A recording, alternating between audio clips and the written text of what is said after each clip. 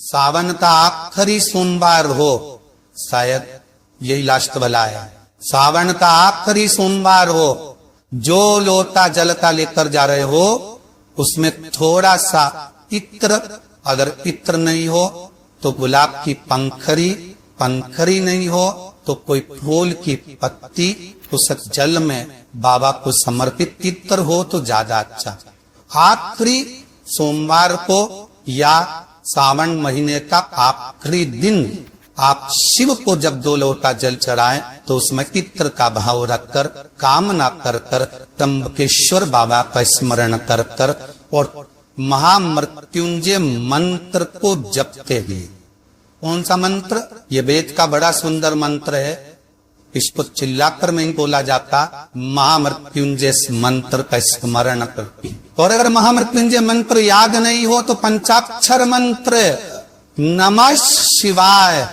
पंचाक्षर का स्मरण नहीं रहे तो सदाक्षर ओम नमः शिवाय, सदाक्षर का स्मरण नहीं हो तो श्री शिवाय नमस्तुभ्यम।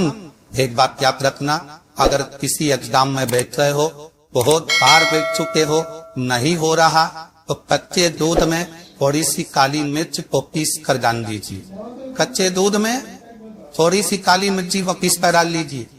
महाराज थोड़ा सा कच्चा दूध बेलपत्री के पेड़ के नीचे समर्पित कर दीजिए, अपना नाम और गोत्र बोलकर थोड़ा सा कच्चा दूध उसी में से शंकर भगवान को चढ़ा दीजिए।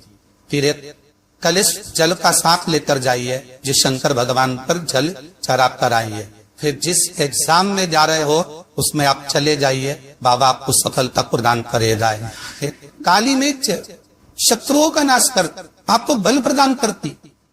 कि आप जिस परीक्षा में बैठने जा रहे हो, आप जिस जगह पर भगवान का अनुमोदन करने जा रहे हो, आप जिस जगह पर कंपटीशन एग्जाम में बैठने जा रहे हो, वहां सफलता देगी। वहां अगर नहीं भटक नहीं गए, हट नहीं गए तो वो सफलता दे। इतना भी बेटा क्रोधी हो, जिद्दी हो, चाहे अपशब्द कहने वाला, बहुत ध्यान देना मेरा बेटा, कितना भी जिद्दी हो, कितना भी क्रोधी हो, गलत संदर्भ पर भी चल रहा है। निवेदन है शंकर के मंदिर में लाल चंदन और शहद, इन दोनों को बेटे का हाथ लगवाकर गलत संगत में जा रहा है, क्रोध कर रहा है, चिड़चिड़ कर रहा है, बेटे से लाल चंदन और शहद का लेपन शिव जी के शिवलिंग पर जरूर करवा। चिड़चिड़पन, क्रोध और उसकी गलत संगत अपने आप हटने लगेगी और वो बालक धर्म की ओर आगे बढ़ेगा, सत्कर्म की ओर में रहेगा, सत्संग की ओर आना। एक छोटा सा उपाय अवश्य करिए। अगर बच्चे कोई एग्जाम में बैठ रहा है या कंपटीशन एग्जाम है या नौकरी के लिए अप्लाई कर रहे हो, मान लो 4-6 महीने से बैठे हो, 8 महीने से बैठे हो, सर्विस नहीं है, नौकरी नहीं है, तो एक छोटा सा उपाय अवश्य करें। शिव महापुराण महाराज बेलपत्री के पेड़ के नीचे विराजमान होकर, बेलपत्री के पेड़ के नीचे जिसको नौकरी के लिए या एग्जाम में बैठ रहा है वो जल चढ़ाए, बेलपत्री के पेड़ के नीचे थोड़ा सा दूध चढ़ाए, फिर जल चढ़ाए और अपने राइट भाग में घी का दिया और अपने लेफ्ट भाग में तेल का दिया, एक बार लगा दे। उसके बाद में अपनी कामना कर कर बेलपत्री के पेड़ के नीचे धूप लगाकर प्रणाम कर कर आ जाए और चले जाए इंटरव्यू के लिए। बाबा को तुरंत कराई दे, नौकरी दिलाए। जिस लड़का लड़के का विवाह नहीं होता ना, उस समी पत्र के नीचे बिठा कर और समीप के वृक्ष के नीचे बिठाकर समीप वृक्ष के जड़ की मिट्टी का तिलक लगाकर हाथ में समी वृक्ष के हाथ में लड़का या लड़की की हल्दी लगाकर समी वृक्ष पर छापे लगाकर और वहीं पर उसका मीठा मुंह करा दिया जाता है। तब 3 महीने में भी हो जाए। कोई कार्य ऐसा हो गया हो कि आप बहुत मेहनत कर रहे हो, सफलता नहीं मिल रही हो, लक्ष्मी प्रवेश नहीं कर रही हो, तो हमारा बेल का जो फल होता है, उस फल के अंदर का जो गुर्दा होता है, बेल के फल का अंदर का जो भाग होता है गुर्दा, उसको लेकर घर पर आओ और सुखा लो। सुखाने के बाद उसको जलाकर उसकी भस्म तैयार, उस भस्म को अच्छा बढ़िया पीस लो, पीस कर कपड़े से छान लो। उसको छान कर जब आप शंकर भगवान का पूजन करने के लिए शिव मंदिर में जाए, महाराज किसी भी 5 प्रदोष या 5 सोमवार या सोमवार की अष्टमी पड़ जाए, उसकी थोड़ी सी भस्म लेकर जब जाए घर से, उसमें से थोड़ी सी भस्म बेलपत्री के पेड़ के नीचे श्री कुंडकेश्वर महादेव का नाम लेकर चढ़ा। क्या नाम लेना है? कुंडकेश्वर।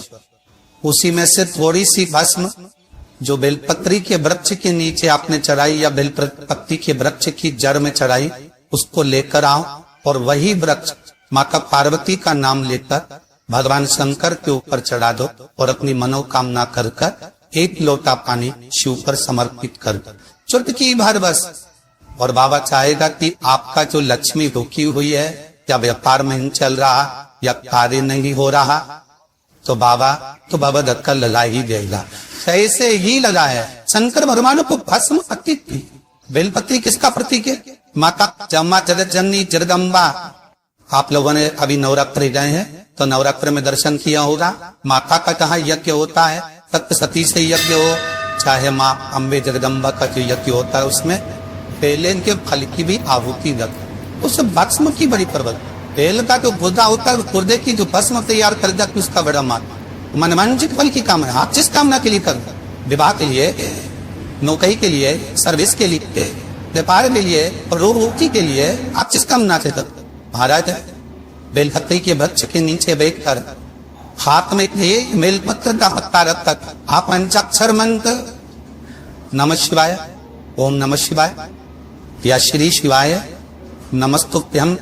या महामृत्युंजय मंत्र का स्मरण कर रहे थे। पर डंडी का भाग अपनी ओर, बेलपत्र की बीच वाली पत्ती का भाग बीच वाली उंगली की ओर कर आप स्मरण कर रहे हैं और अपने काम ना कर कर बेलपत्री के वृक्ष के नीचे बैठ कर उस पत्ते को समूह कर कर बाबा से विनय कर कर एकांत में उस बेलपत्री के वृक्ष की छाओं में आप काम ना कर कर पत्ते शंकर भगवान के ऊपर समर्पित करना है। तो ये जान कर रखे कि पार्वती और शिव का मिलन करवा रहे हैं और अपनी मनवांछित फल कामना पूर्ण करवा, क्योंकि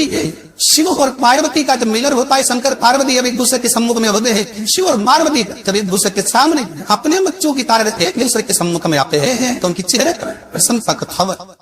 बस उस कहा कभी सोमवार का दिन हो, क्योंकि समझन ही तो सोम प्रिय है, शिव जी को प्रिय है। महाराज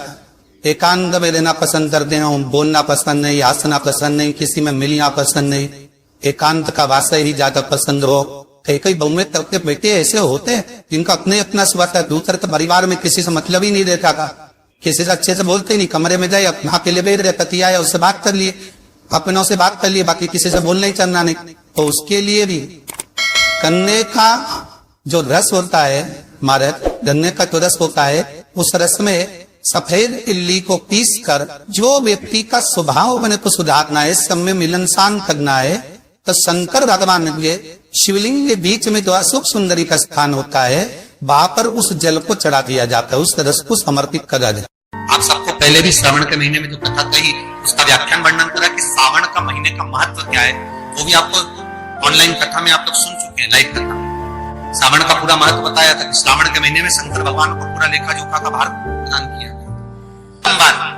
श्रावण के महीने का जो दूसरा सोमवार होता है, उस दूसरे सोमवार में रात्रि के समय पर, अर्थात शास्त्र अब घड़ी और पल का स्मरण करेंगे तो रात्रि के बजेंगे 10 से 12 बजे, 10 से 12 के बीच धतूरे के साथ बाबा को शुल्क समर्पित होता है। ये भी हमारी बाधाओं को, हमारी तकलीफों को, व्यापार व्यवसाय के लिए, नौकरी सर्विस के लिए, बहुत सारे एग्जाम में आप बैठ लिए, गवर्नमेंट एग्जाम के लिए बैठ लिए, नहीं हो रहा, ये 3 बार मेरे शंकर को बेलपत्री के वृक्ष के शुल्क समर्पित होते हैं, उसका आनंद और उससे अपने को सुख प्राप्त। पार्वती प्रसन्न हो जाती है, बाबा भोलेनाथ के चरणों में कहती है, बाबा